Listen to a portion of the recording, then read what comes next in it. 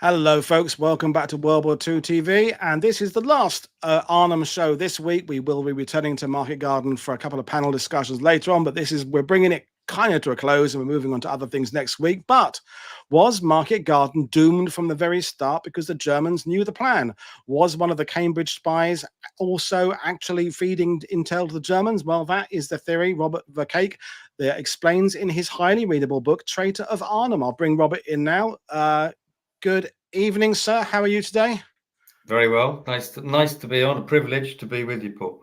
Well, thank you very much. So, I mean, we were just discussing before going live there that your book, so many people involved, each of whom could be worthy of a book, and indeed have been subjects of books. But you've come from a background of journalism. You talk about kind of equality and social life and civic rights and things, and war on terror. And how do you describe yourself? Journalist, historian, and also how did you come across this story?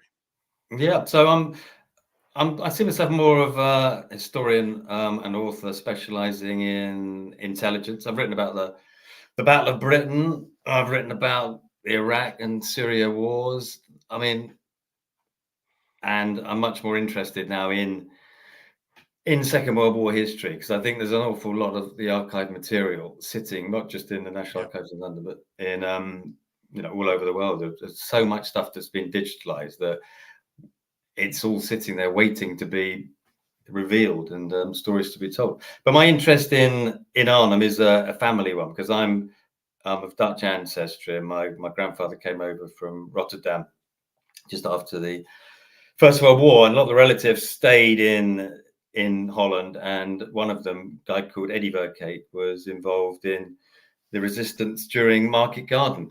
He was part of the KP communist resistance unit in Eindhoven, and he was shot by the Germans when he offered to surrender.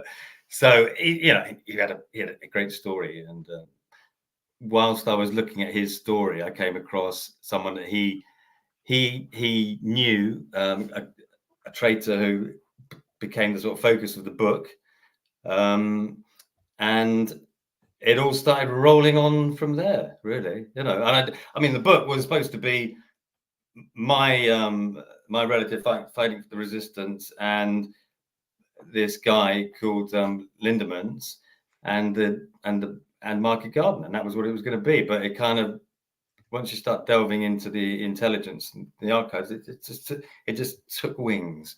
Yeah, well, absolutely. So we'll get into the conversation now, and we've got some images that are from your book we'll use to illustrate things. But the intelligence picture in 1944 is fascinating, because, as you said, there were more and more archives have become available that weren't available 13, 40 years ago. And I think, with your Dutch ancestry there, one of the things we have touched upon, but not enough, is, of course, regardless of the outcome and effect on the British and American armies for the failure of Market Garden, the impact on the Dutch was profound and lasted that entire winter. The starvation, the hardships, the roundups, the shootings, the executions, and the fact that right now some of our mutual friends are out in the Netherlands receiving that incredible welcome that they will receive in Nijmegen and Eindhoven and Arnhem. And yet, whatever you think about the operation, it put the Dutch from that part of the Netherlands in a very, very difficult situation for the rest of that winter. And if that was part of that was to do with intel getting into the wrong people's hands, then that is a very incredible story. So I'll let you kind of lead us off with the situation and tell us the story, and then we'll jump in with comments. Thank you. Thanks, Paul. Yeah, so I should begin by saying that I'm not an expert on Arnhem. I couldn't walk you through the lion route or the tiger route. There are lots of people who've written much better books about the Battle of Arnhem. People like Martin Middlebrook and the brilliant Bob Kershaw. Yeah, they've done that job. So, but my perspective is really intelligence and from the archives. So what I'm going to do is I'm going to tell you about. There are two traitors in this story, and I say and show that they both betrayed Market Garden, and the I think I'll begin by sort of setting the scene. So we need to talk about Normandy, 1944. We need to talk about the the Eastern and the Western Front. I'm glad you've got that map up. That's brilliant. Yeah, because this is what Stalin and Churchill were looking at in June 1944, and Stalin been pressing the Allies, British American allies, for a second front for years. Literally years, and he really cared because he wanted it to succeed, or he wanted at least there to be a landings, because in his anticipation, Hitler would switch, dozens of divisions from east to west, and would thereby ease his path to Berlin. D-Day, obviously, success. We landed, but we got bogged down in the bocage. It looked like for a few weeks, perhaps, that this was going to be, the Western Front, 1918 all over again. And again, this was very pleasing to Stalin, who had ambitions to get to Berlin, or to conquer as much of Eastern Europe as he possibly could. So that it was all looking rosy from a sort of Soviet perspective, and less so from a British American perspective. Until we broke out of Normandy, and then that rapid charge through Belgium, and the Germans looked like they were in complete disarray. It looked like the war will be over literally within a couple of months. Suddenly everything changed for Stalin and the Red Army. It looked like we were going to get to Berlin before he was, and the Eastern Bloc was going to be pushed a lot further east. And just to jump in, because in some ways we had Giles Milton on a few weeks. So the niceties that Churchill and FDR and Stalin were having to kind of go through earlier in the war, because they all were in this symbiotic situation where they need each other's help. The Soviets needed Lend-Lease. The Westerners needed the Soviets to keep the pressure on, because the Western allies weren't ready to go back into Europe yet. We've got the Mediterranean stuff like that going on. But my 1944, Stalin's got his Lend-Lease now. His own army is now massively powerful and is pushing, thundering towards Berlin from the east. The Allies don't necessarily have to worry about keeping Stalin happy now, because they've got their own up. So everybody's in a slightly less courteous situation, and they are thinking several chess moves ahead, because Churchill's thinking of reacquiring the empire. He's worried about the post-war map of Europe. Stalin wants to have as much of it for himself as possible. So it's changed considerably since 42, 43, hasn't it? Absolutely, yeah. It's a different game. As soon as we break out of Normandy, even perhaps as soon as we landed on the beaches, it was a different game as far as Stalin was concerned.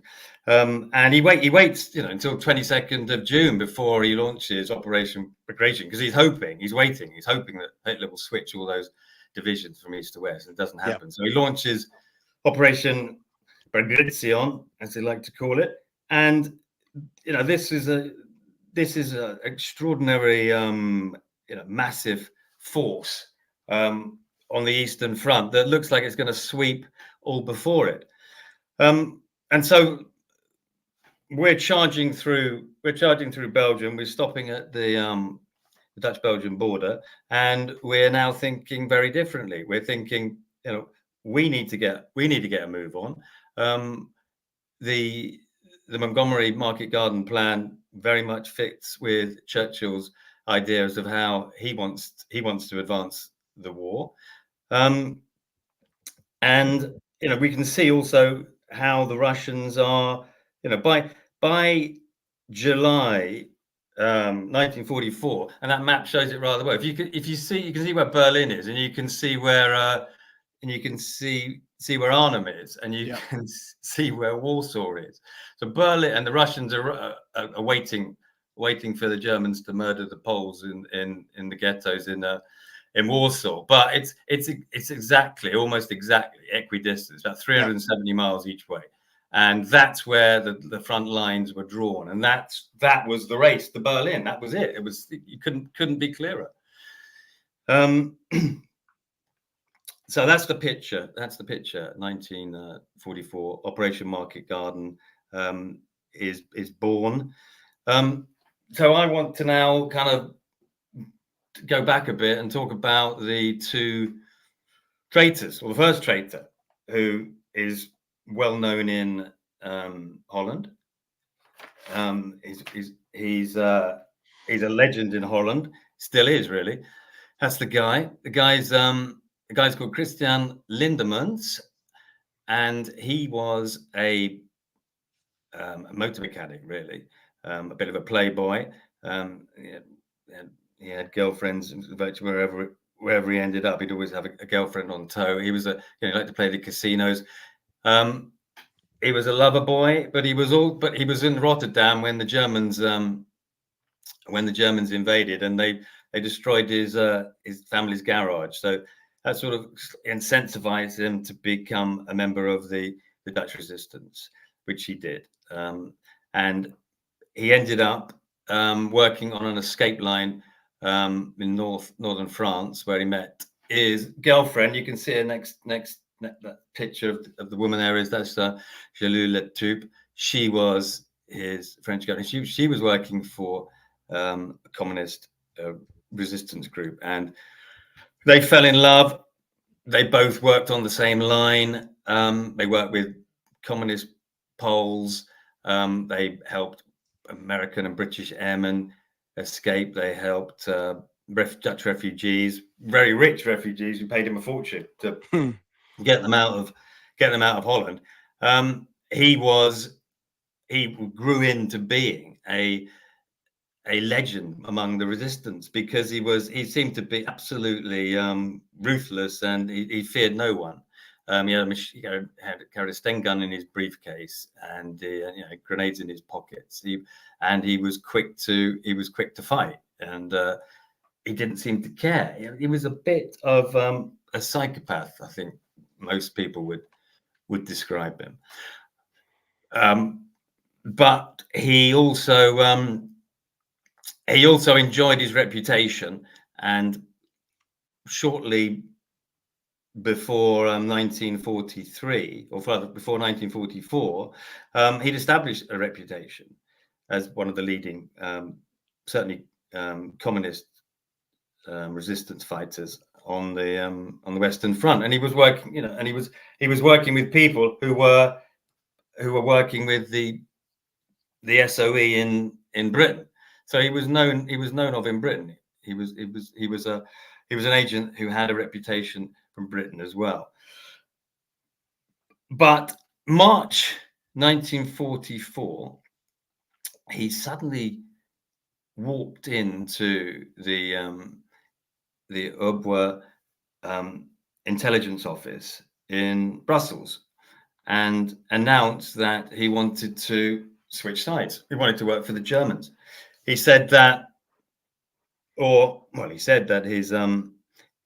his brother had been arrested by the Germans, and he was working on his escape line, and he said, if you free my brother, I'll work for you. And he ended up, Herman Gisks, who was the head of the intelligence unit in Brussels, said, great, work for us. And in the period of a few months, he'd handed over the names of something like 260 resistance fighters, couriers, cutouts, many of whom were arrested, imprisoned, and executed.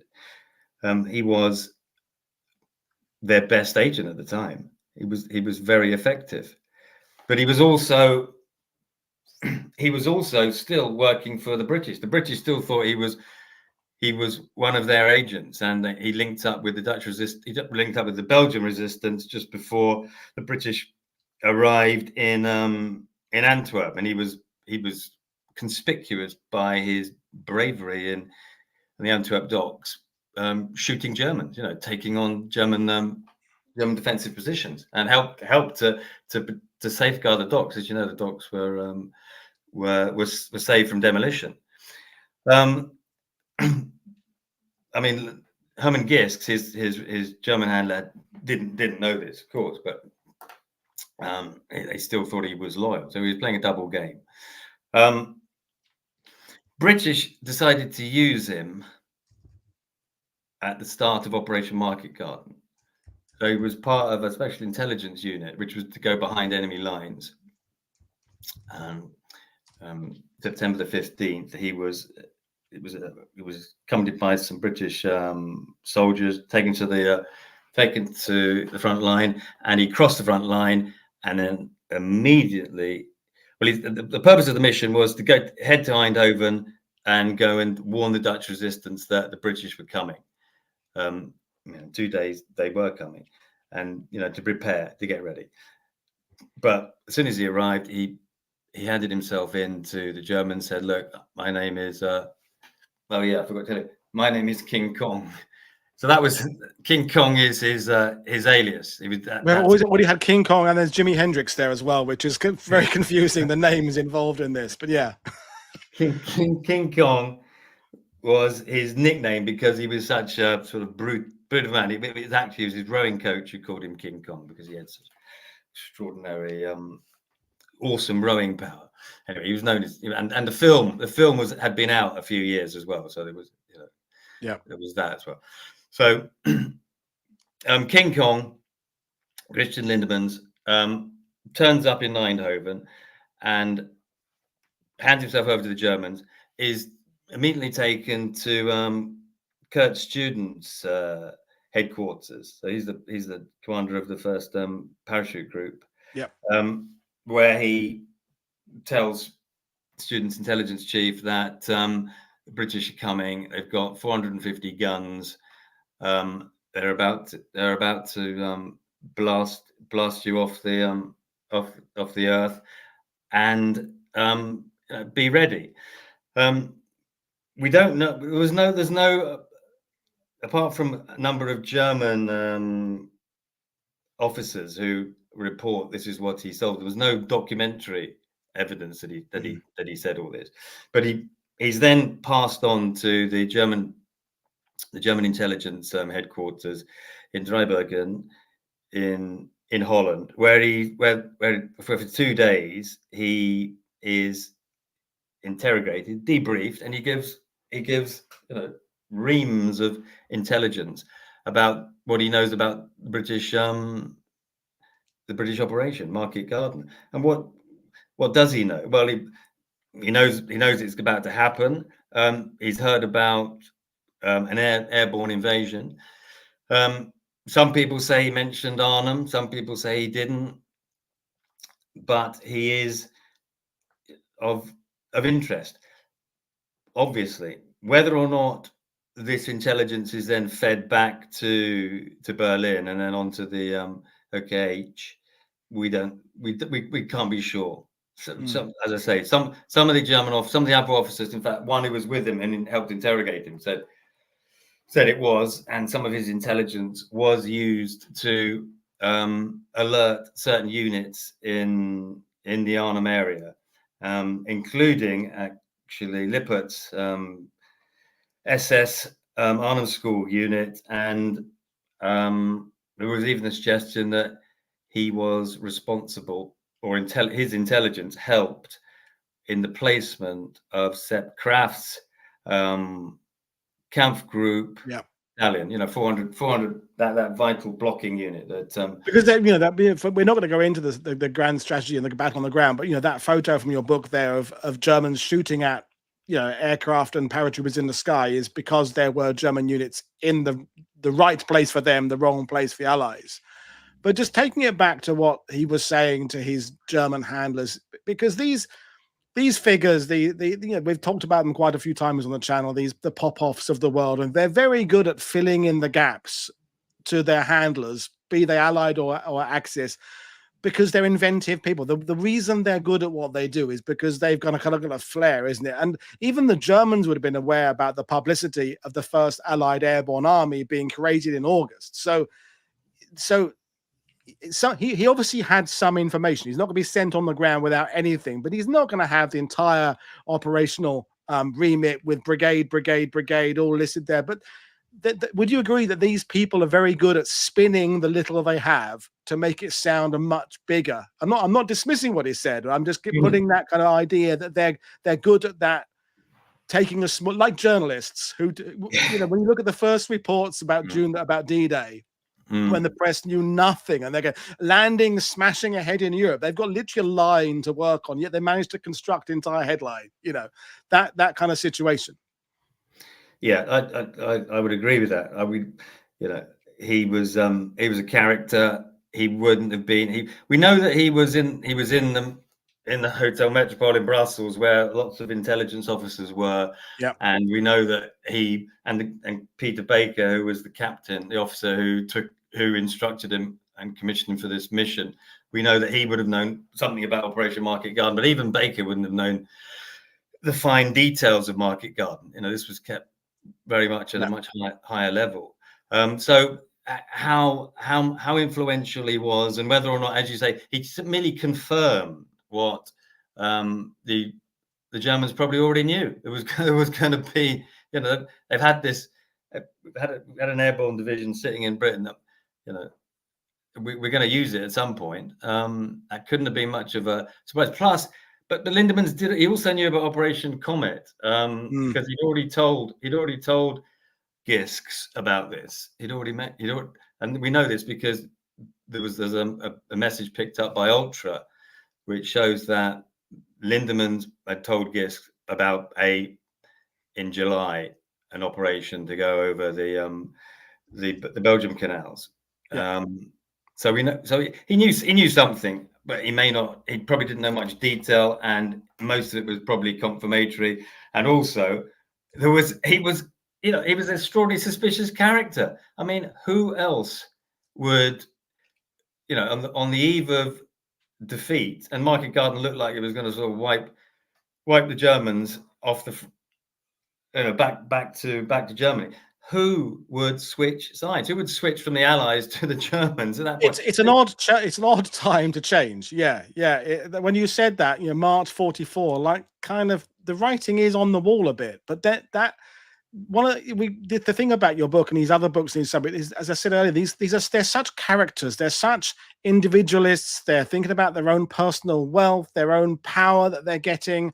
And you see it across all, you know, the escape lines in France, is that normal people kind of got involved, and then almost some of them became like power crazed as it went on, as they had so many lives under their control. They want more and more in a way. But that doesn't really explain the switch when he did it. Yeah. No. You know, if he was a psychopath, and as you say, if he was power hungry, then maybe, you know, you could perhaps explain it like that. But there are problems with this, because, you know, it turns out that when he does cross the lines, his girlfriend, who was also arrested by the Germans, and which he used to justify his decision to work for the Germans, she's been freed from prison in Paris. So is his brother. The Germans have no hold on him. So the justification for working for them has fallen away. But he still wants to get close to the Germans and pass on this intelligence. And the book goes on to explain what happens to him. He is eventually rumbled by a canny Dutch intelligence officer. He's betrayed as well himself. He's interrogated by the British in the interrogation camp in southwest London near Richmond, and he's had where he makes a sort of partial confession. You know, he says, "Yes, I did tell the Germans about the guns." He doesn't say. He mentions Arnhem. He talks about there was an airborne invasion. I mean, what they're worried most about now is whether or not he knows something that he hasn't mentioned to them, whether he knows where Montgomery's headquarters are, and whether this has been passed on. And that's why he's of sudden interest to them. Anyway, he is captured. He's returned to the Dutch. The Dutch see him as a traitor, hold him in prison in The Hague, and they expect to put him on trial, but in 1946, he is found dead in his prison cell with the nurse who was looking after him sort of draped over his body. It looks like it's a suicide pact. But she actually survives, and Lindemans is dead. And in the last sort of 30 years, lots has been written about whether or not he did take his own life and whether or not he was murdered. And the archives in Kew have got some very interesting papers on this, and ones in Amsterdam actually. And what they show is that Lindemans and his wife Julie Latoupe were working for the Russians. Latoupe was actually based at the Russian embassy in The Hague at the time, and Lindemans tells the British that because he obviously he's going to be convicted and he's going to his death. He knows that, so he wants to do a deal with the British. So he says, and before he's murdered, he says, "I will tell you all the names of the senior Russian communists who were working in Holland, Belgium, and Britain. I'll tell you the level of penetration if you do a deal with me." He does pass on some names, but he doesn't survive longer than a few days.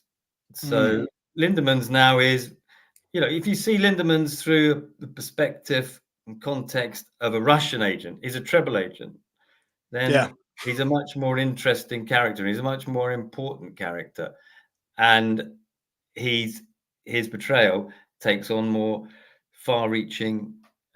Because this is the thing. This is the crux of your book. Is that how can anyone be both working for the Nazis and the Soviets, the communists? It seems paradoxical. It doesn't seem, but of course, as we were chatting before going live, back with the German Soviet pact, that complicated matters. And earlier in the war, the Allies want agents in the Soviet Union. They want information from the Soviet Union because it gets complicated, doesn't it? Is what I'm trying to say. The lines get blurred. The lines do get blurred, and I tell you what, people don't really realize is that the NKVD, the Russian intelligence service, it's the level of penetration across Europe through the Rotkapelle and through the NKVD operations in allied countries. It was so deep that we were really completely blindsided by what the Russians were up to. Trevor Roper, who was intelligence officer in the Second World War, said, if Stalin wanted us to be murdered on the beaches of Normandy, then he could have arranged that to happen because he knew plenty about Normandy. So that's Lindemans. That's Lindemans, the treble agent. We can argue whether or not his intelligence made any difference to Market Garden or not, but he's a fascinating character, and the truth about him is still being established, and the Dutch are fascinated by him still. He's still, if you think lots of books have been written about Market Garden, lots of books have been written about King Kong. Yeah, well, this is I said to you before in the emails that when we're planning this, is that one of the recurring questions that's been in this Arnhem series is why didn't the Allies rely more on information coming from the Dutch, coming from the Belgian-Dutch border? And it's not been the actual subject of the presentation, right. So we haven't delved in deeply. But there is this kind of question mark hanging over what they can trust. I mean, they've got Ultra. Ultra is providing some information. That's kind of the banker. They've got ground intel. They can see what's going on, but it was a murky picture of what was coming out of the Netherlands, wasn't it? Generally speaking, because of loyalties and double agents, and as you've now established, triple agents, so it's a complicated situation. The Allies definitely didn't use sources they could have done, but it was better perhaps to not use all the sources, than to then use false ones. It's a what do you go in do you go in blindly with using nothing, or do you take information but it ends up being the wrong information, false information? Yeah, absolutely. That was the situation in Holland. The intelligence picture. They were the intelligence troops accompanying the airborne divisions were told you can't trust the Dutch.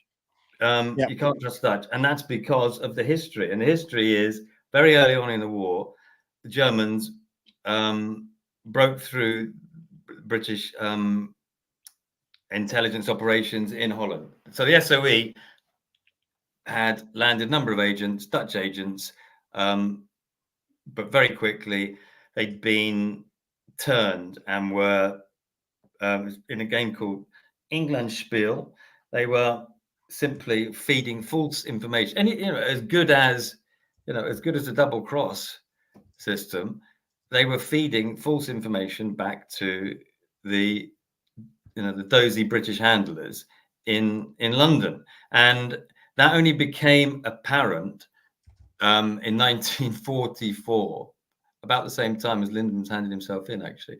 Just afterwards, and it was Herman Gisks, again, Lindemans' handler, who sent a message to the British when it became obvious that two of the Dutch spies had escaped from prison and were going back to England and were going to lift the lid on the whole Englandspiel. He sent a message to British intelligence saying, "Dear British intelligence, sorry, we can't help you anymore with our travel arrangements," that kind of thing. And the British, you can imagine just how terrifying that message was, because they realized that all the agents they'd sent to Holland, from 1941 onwards, had been captured, and actually, 50 of them were executed. So it was a terrible picture, and it's understandable why we didn't trust the Dutch resistance when we should have done, when they were lots of them were able to give us very good intelligence by September 1944. But Lindemans had played his part. Lindemans had played his part in sowing seeds of suspicion, because he'd been part of the Englandspiel towards the end, anyway, part of the Englandspiel plan, and had helped to break the British intelligence operations in Holland. So that's Lindemans. As I said, you can. Although the thing about Lindemans is, lastly on Lindemans, he in A Bridge Too Far, Cornelis Ryan's book, you don't see any mention of Lindemans. There's no mention at all, and that's because Lindemans' betrayal was very much linked to Prince Bernhard, because Prince Bernhard was the head of the Dutch, and Bernhard was, by implication, accused of being part of either incompetence or part of the betrayal. I mean, I don't think he was a spy or anything like that, but it was a very black mark on him, and he lent on. And if you look at the correspondence in the Ohio University archive, you will see lots of letters written by Bernhard explaining to Ryan why he doesn't need to mention Lindemans. It's of no value, no interest at all, and so that's why he doesn't feature in the book or the film. And yet, 1956, there was another film probably no one's ever heard of. I mean, it was reasonably successful, but it was called The Betrayed. It was based on Lindemans, and it featured Victor Mature as King Kong, and Clark Gable as the intrepid Dutch. Seen that one? Yeah. It's odd film. Yeah. Oh wow, one of the few. It was quite an early CinemaScope one with widescreen windmills and stuff. I'm a massive Great War film fan, so it was big at the time, but just completely dropped off the radar. Not available on DVD or anything these days. Yeah. Anyway, exactly, huge. So that perhaps explains his his absence in the literature and the film. So I'm now going to move on to the second piece of intelligence. Yeah. So, 16th of September 1944, in the Foreign Office in Berlin, teleprinter starts clattering away, and one of the technicians picks up a sheet of paper which has very precise details about an operation that's due to take place the following day, 17th of September. It says that in the afternoon, September 17th, British and Americans will commence an airborne invasion of Holland, and it is extraordinarily precise because it identifies the American 82nd and the 101st divisions and the British 1st Division, and it actually says Arnhem is the ultimate target and the point of, and it explains the tactical and strategic point of Market Garden, and it's sitting there in the German Foreign Office. And then this intelligence, unfortunately for the Germans perhaps, doesn't actually get transmitted to the front line until the following day. In fact, after the first landings, after the first lift. So the commanders in the field find out about this intelligence on the afternoon of September the 17th. And I think that is a critical point in the battle to become aware of exactly what the British and Americans were doing. Because remember, there was absolute chaos, pandemonium. With the Germans knew there were paratroopers in the skies, and they knew they were landing in the area, and they knew something was up, but there was absolute confusion. Walter Model thought they were coming for him. Christensen, who said the army in the German army in Holland, he was convinced that there was going to be a seaborne invasion as well. But here we had very detailed intelligence setting out basically the battle plan for Market Garden. So I think this is something that has been not properly taken seriously, because I think because it came after British American paratroopers were landing.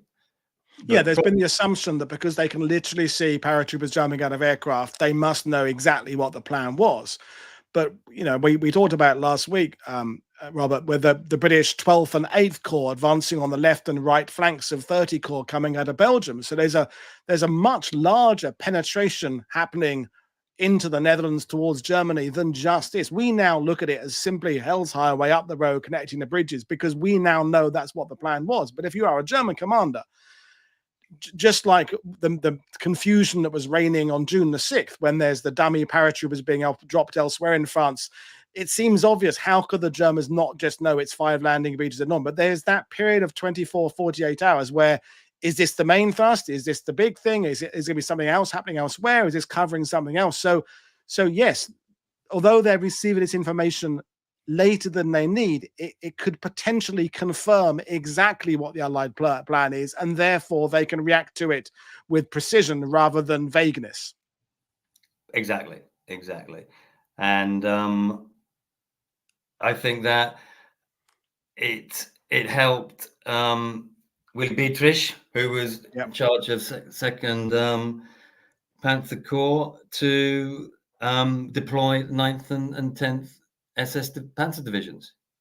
It seems to me that everybody from Montgomery down, as a sort of justification or an explanation for the Arnhem victory in those, and perhaps it was sealed within the first day, puts it down to the speed with which Dietrich decided where he was going to send his two divisions. So in that context, you can see how useful it might be. Yeah. But the question now is, who was responsible for this piece of intelligence. Who was the agent who was betraying the British and Americans? And the name of the agent who was on the piece of paper that was in the German Foreign Office was Agent Josephine. Agent Josephine was the name of an agent that a German diplomat called Karl-Heinz Kramer had used for all the intelligence that he was based in Stockholm, and this was the intelligence that this was the name of the intelligence he gave to everything he sent to Berlin, Josephine, and it would be that's him, that's Karl-Heinz Kramer and his secretary, both of whom were arrested by the British at the end of the war and interrogated about this. Although we don't know much about it because so little has been so few of the documents have been properly interrogated. So Josephine or Karl-Heinz Kramer had sent this intelligence to Berlin. Where did he get it from? Well, he said when he was interrogated in London, or same place as Lindemans actually, in just outside Richmond, Campo 20. He said that he got it in a diplomatic bag that was sent from Berlin to him via the Hungarian legation in Berlin, and the Hungarian legation had got it from their agent in Madrid. And you couldn't make this up, could you? Yeah. And the form of this intelligence was a microdot, a very a pinprick or a biro at the top, microdot, which when once magnified tells you an awful lot, contains an awful lot of intelligence. So this was how he explained it, which, when you think about it, doesn't really ring true, because he also said he got it on the 15th of September. That's 5 days after Market Garden was given the official go-ahead. The idea that it could have gone from Schaeff or someone connected with British High Command, had gone from London, Paris, all the way to Madrid, Hungary, Berlin, back to Stockholm, then back to Berlin, because he had to decipher it, work it out. He spent the whole night trying to work out what the hell it was, sending it back. I mean, doesn't really pass the smell test, I don't think. Possible now with emails and TikTok and stuff, but back then, different world. Yeah. It's a circuitous route, but as far as we know, Karl-Heinz Kramer believed that was it. That was the situation. That's what he told his interrogators. It was an alarming moment for British intelligence to find out that the battle plan had been released to the Germans, even though it was after the battle had started. And Josephine had been the subject of an investigation by MI5 and MI6, who had been following Kramer for quite a long time in Stockholm. Had even got someone inside his office.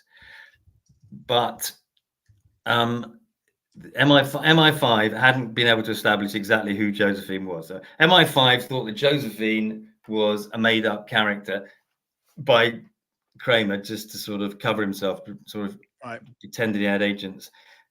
Like many of the German double agents, they all seem to pretend they got agents. None of them seem to have an agent between them.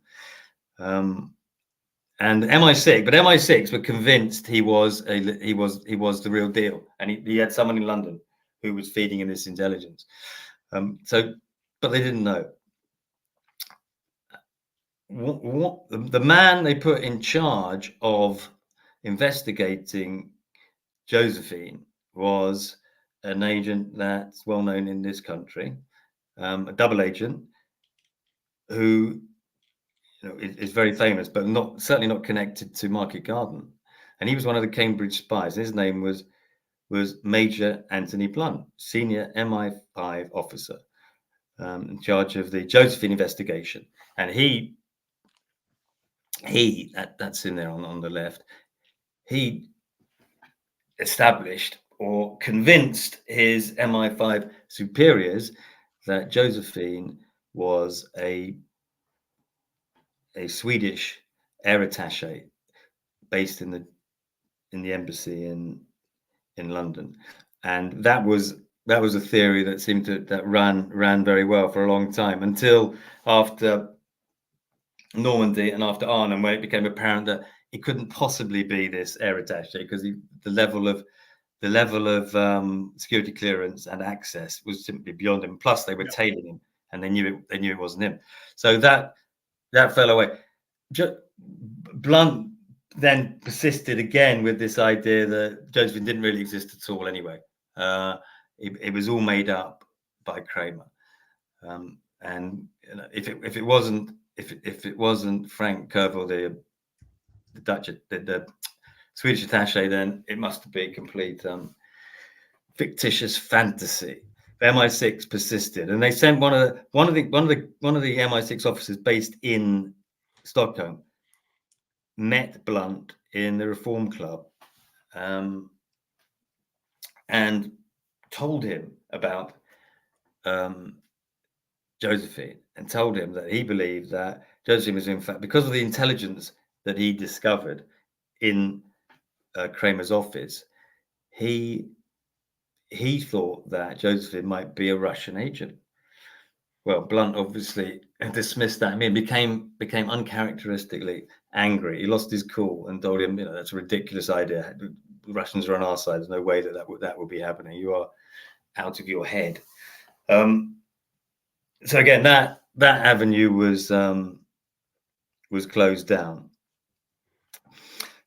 But once Kramer was being interrogated in 1945, Blunt was still pulling the strings. He was still the man in charge of or if not in charge, directing the interrogations, because he was the man who knew most about Josephine. He not only knew most about Josephine, he was also the officer in MI5 who was responsible for planting false material in the diplomatic bags of the neutral legations in London. He was also an expert in duff, and duff was codenamed for microdots. So he was very much someone who would know an awful lot about the sort of modus operandi of Josephine. And the more you follow the archive trail, the more you think, who the hell was Josephine?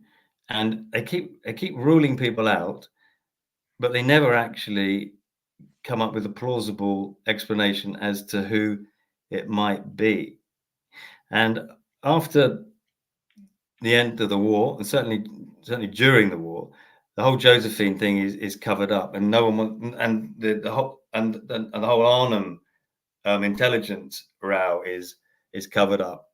No one wants to investigate whether or not there was a betrayal, because covered up, or more in the sense that it's no longer relevant, in that there are far more pressing current intelligence things to deal with. I mean, the tragedy of Arnhem has kind of established itself in the British and international psyche of the poor paratroopers, 6,500 going into the bag, all that narrative is in place. Theirs is the glory, came out just after war. Everybody's done their memoirs, Urquhart and Brown. So kind of hushed up, or just kind of moved on from, or a bit of both. Yeah, I'd probably. I mean, there's no political incentive to drive an investigation into what went wrong, or was there a betrayal. And but Lindemans was still alive at this point, so it was going to come out in the trial. That's what Lindemans. We all knew what Lindemans was going to say, and we all knew what the Dutch prosecutors were going to argue. So it was still, the betrayal was still live in that sense until until his death. But Prince Bernhard obviously wanted absolutely, he didn't want any of it said. And it was lots of correspondence between the British Foreign Office and Bernhard's office, telling the British to close it down and move on. So we have the situation, where nothing is really done or said about Josephine's betrayal of Arnhem, and no one is prodding until the late 1970s, when an MI5 officer called Pat McCallum was who was in part of, she was very senior MI5 officer, who was part of the double cross team actually, was commissioned to write a report on Josephine. Very strange, given we're talking about 30 years later, and no real, and as we know, no real incentive, no real interest, apart from the fact that Anthony Blunt was about to be exposed as a spy. He'd already confessed in 1964, but 1979, he's about to be exposed as a spy. And some might suggest that it's a very timely moment in which to conduct an investigation, just in case any of this comes out and you need to cover yourself. But this document is amazing. It's 300 pages long. It deals with all the Josephine intelligence, and there are reams of it. And it there's a particular section on Arnhem, and it details the investigation of Josephine in relation to Arnhem. It details how Kramer was interrogated. It details why Josephine is clearly a much more important spy than we first realized. But McCallum comes to the conclusion that we'll never ever know who Josephine is, and let that lie. And on first reading, you might think, oh, okay, fair enough. Maybe we'll never know who Josephine was. She's an experienced officer. She must have done the paperwork. But then you read it again, and the name keeps cropping up, and a chap called Major Anthony Blunt, and Blunt's all over this investigation. But it's not written. It's not written from a perspective that this is Major Anthony Blunt, the Soviet agent. It's written as if Major Blunt is conducting the investigation as a sort of in a bona fide way, with only the British interest at his heart, and he's done a very good job. At no point is it mentioned in the report that Blunt was working for the Russians, and the idea that Josephine might be Blunt, or that Blunt might be covering up for Josephine, or that the NKVD might be somehow involved in the Josephine intelligence. It's not even mentioned. So in this report, he's just talked about as, in a sense, being a dedicated officer to the uncovering of Josephine, and yet at the same time, parallel to this is all the building up of him about to be, announced as a full-on Soviet spy along with the other four. So that these two things are happening at more or less at the same time. Is that what we're saying? That's exactly what we're saying. Wow. That's exactly what we're saying. Yeah. John le Carré, eat your heart out. Yeah. And Blunt does get exposed as a spy. And one of the first stories to appear that weekend after is Margaret Thatcher appears in House of Commons and makes the announcement that Blunt is a traitor, and we've done an immunity from prosecution deal with him, by the way, and nothing's going to actually happen to him. One of the stories that appears, and it's a splash in the Sunday Telegraph that weekend, is Blunt is responsible for England Spiel, which is completely inaccurate, as it turns out. I mean, it just so happens that one of the incompetent British SOE officers used the pseudonym Major Blunt. We don't know why, and so journalists put 2 and 2 together and come up with 5. But this is a great sort of smokescreen, because Thatcher can go back to the House of Commons and say Blunt had absolutely nothing to do with English Bill. We know that he is a traitor, and we know that he damaged British interests, but we're not aware of him being responsible for the deaths of any British agents, which is quite a statement, given that Blunt sent to the Kremlin 1,777 documents all about British operations or British intelligence, and we've no idea what any of them say. So we've no idea whether any of them relate to Market Garden. All we know is that he was prodigious in terms of his treachery and the scale of his betrayal. And it's the same with all the Cambridge spies. We simply don't know what they did during the war, apart from work for the Russians. So there's lots of conversations going on in the sidebar about this whole subject. So to kind of go back to where we were, the beginning of this conversation, there is value to the idea that the Soviets don't want the Western allies to progress as fast as they are, because it'll help the Soviets. So with the old adage of the friend of my enemy is also my enemy, Blunt, who, we're not doubting his ideological interest in communism and the Reds and all that stuff, and the rest of the Cambridge Five. So even though he is serving within the British establishment against the Axis, if his long-term gain is the Soviets gaining the upper hand, him providing information indirectly or directly to the Nazis to help them defeat the British is aiding his Soviet friends. Is that's essentially what we're saying, isn't it? That's what we're saying. That's what we're saying, and that is kind of right out of Stalin's playbook. I mean, that's what he was doing. That's what he was doing around Stalingrad. He was prepared to betray his own soldiers, if it meant that he could present a feint on a line, and then the main battle could be fought somewhere else, and he would gain an advantage.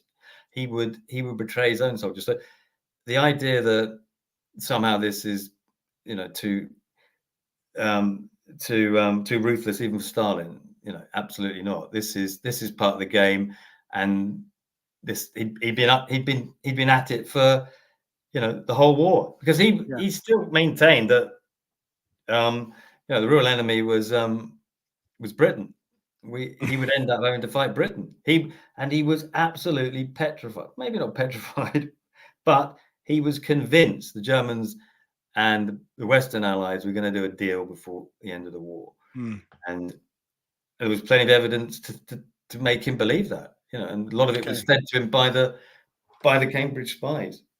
So we've got a couple of questions there, which I think it's worth bringing them up now. So Sean Brennan is asking, I assume Blunt would not necessarily have had access to operational details of Market Garden himself. So would he have got those plans from someone else? I mean, there's various kind of balls in the play here. We've already discussed the fact that whether or not the information was of any use to the Germans is sort of secondary to whether or not it was supplied, isn't it? In that, you could leak the information about a winning racehorse, but after the race has already been run, it doesn't matter anymore. But it doesn't mean the leak isn't interesting, if that kind of is an unsuitable analogy there. So Sean's got a good it's a very good point, because there's no point in as you say, sending information that's wrong and after the event. But he sent information that was, Josephine sent information that was accurate, but was after the question Sean's asking is whether or not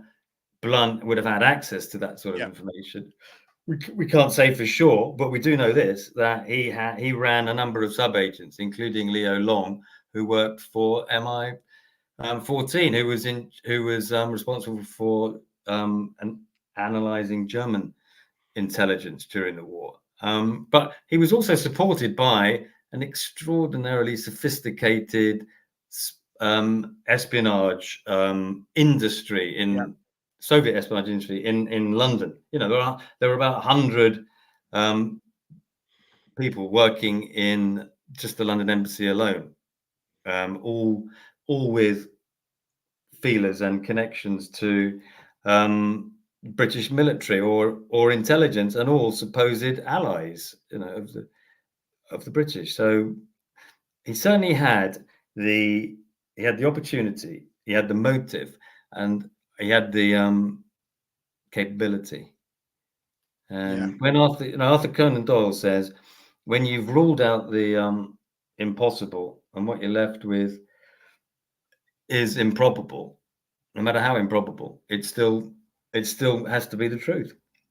Yeah, I mean, but this, you know, you know only too well that in researching this kind of story, you're unlikely to find the smoking gun, so to speak. You know, we had Ronald Drabnik on talking about the Beverly Hills Spy, and he wrote a brilliant book about this guy that was working with the Americans, but was he working with the Japanese? And so much of it is, well, we can't answer all of these questions. All we can do is pose these questions that we can't quite answer. You know, that you can't definitively say there even was a Josephine, or that Blunt was or wasn't Josephine, but there's these intriguing arrows that point towards him.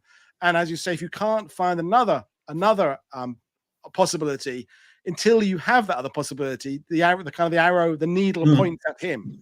That's kind of where we are, isn't it? I think that is. I think I present the evidence as sort of neutrally as I can. I mean, if you begin the job as a sort of policeman, you kind of gather as much evidence you possibly can from as many sources as you possibly can. Yeah. You lay it out, then you look at it, and then you think, well, what's the most rational explanation for these events? So then you follow the narrative. Then you become the sort of lawyer, and you try and then you argue the case. But you know, you have to be careful not to discount too much evidence or intelligence that sort of works against your narrative or your. Karatakos just summed it up quite nicely. It's a hell of a coincidence that if Blunt's got his fingerprints all over this, at the very least, his fingerprints are on the smoking gun. There may be other fingerprints there as well we don't know the identity of, but his fingerprints can't be ruled out, is what we're kind of saying, isn't it? Absolutely, yeah. It would be much easier for me to write a book about King Kong, which is a great story in its own right, and the Josephine and the second Josephine warning, and kind of leave it at that, really. And you know, but after I'd gone through all the material, you had to say it, because it was staring you in. It was the only thing. It was the only rational explanation as to what I thought could explain that intelligence landing in German foreign offices. Well, that's the thing. There's certain elements of this that kind of you can't argue with. We know that information reached that place because we do. It's where it came from, which route it took, who sent it. Are these things that evidence points in directions without definitively exactly pointing at them? But what does it?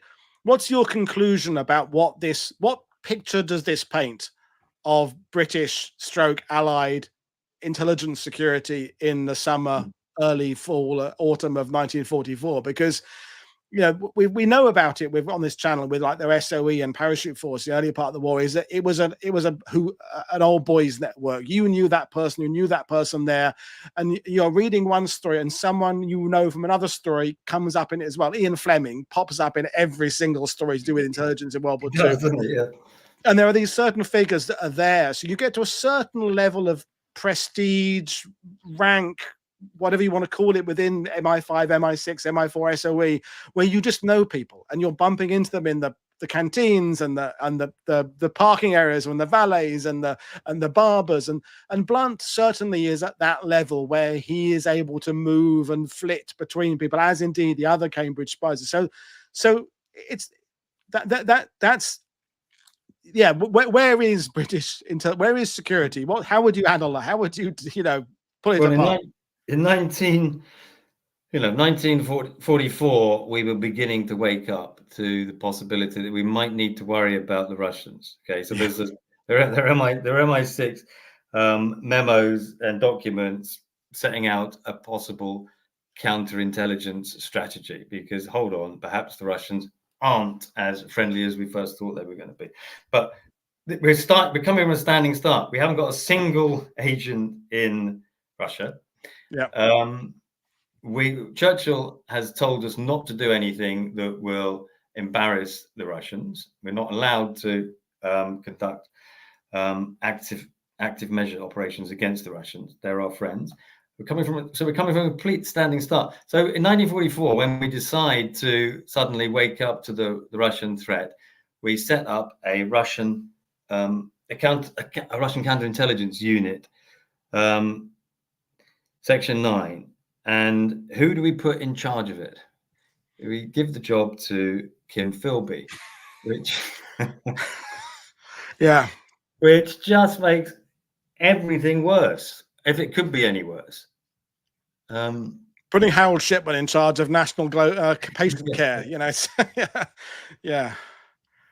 It's extraordinary, and we don't recover really, and we don't recover for several years, and we're frightened about what the Americans will think, and I think that probably means there's much more covering up than that there should have been, and we try and ignore it. People raise red flags about Philby, less about Blunt, but nothing is done until much later.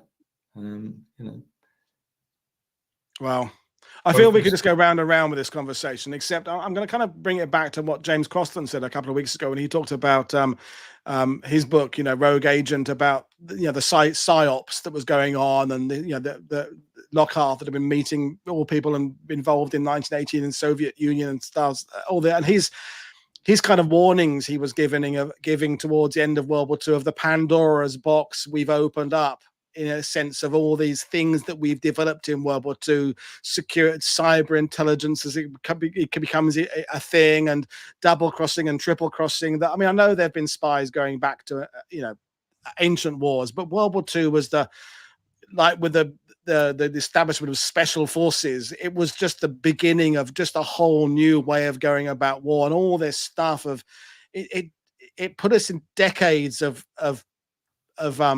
complications that between the West and the East, I guess. Yeah, I mean, that's partly why I think the Betrayal, and whether or not you believe that the combination of Lindemans and Blunt, Betrayal, and the intelligence that they gave the Germans made any difference to the Battle of Market Garden. If you think the Market Garden was hanging by a slender thread on day one, it could have been a success, and we all know what all the factors were, why it didn't work, and we can argue about them all day. But if you think that perhaps 1% of an advantage might have tipped the scales in the favor of the Germans on that first day, then I think the Betrayal and the involvement of the Russians becomes much more significant, and it tips us into the Cold War. And you can argue that things that we're witnessing today in Ukraine wouldn't be happening if we'd got to Berlin first, and the Russians have been pushed back to more more accommodating. I think that's the biggest idea you've sown in my head from the book and this presentation tonight, is that we've been in some ways treating Operation Market Garden as a closed book. It's an academic exercise in looking at where was it James Gavin's insistence on going for the Groesbeek Heights, not the Nijmegen Bridge, all that kind of stuff there. But actually, there's a bigger, wider story about intelligence and the potential of the fact that the Germans were tipped off. And Black Tuesday was yesterday. That's what Al Murray said. That was the pivotal day where it starts off with the possibility of it all still managing to come to a success, ends with the realization it's all been hopeless. And so by the 19th, if this information has got to German hands and it has outlined that, and then there's the plans that were found in the glider that the movie said were dismissed, but were in fact a student I think got them as well, didn't they? So with intelligence you need multiple sources, don't you, before you move. The Allies are doing that themselves. They're relying on ground intelligence, POW interrogations, what they're getting from the listening devices with the German generals and stuff captured who are in Britain, aerial reconnaissance, and then from all of that data, you then can make a decision. The Germans have got the practical image of what's happening around them. Here are aircraft coming and dropping parachutes. They've got plans they refined in a glider, and then potentially this additional information that they're having on their doorstep, giving them the plan. It's giving them another reason to move those divisions with accuracy. And whether or not it did cause that or not is still that it's interesting having the conversation. That's what it always comes down to. Yeah, that's what we're having.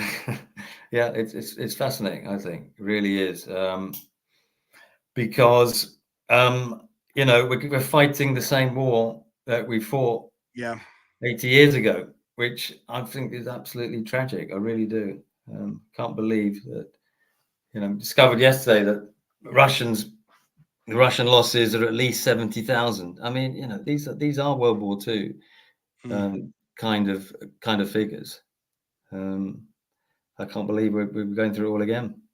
Yeah, I mean, people are saying, "Wow, I can't believe this is amazing." Other people saying, "But it is speculation." It's all of those things, and it's a theory that has legs. But I say you haven't got that absolute smoking gun where you can draw a direct line and say this leads to this, leads to this. It like all good books of this type, it raises as many questions as it answers. You provide all these links and then say, but I can't quite link that bit to that bit. But you, the reader, essentially can fill in the last bit of stuff. And is that as we get to the end of this, is that what you're expecting from your readership? Is that they will take your information and then kind of, in a sense, do their own research and fill in their own gaps and kind of come, well, I that bit makes complete sense. Not sure about that, because I'm assuming you're not you have questions about it yourself. I have loads of questions about it. Questions that I was contacted by a Polish family of a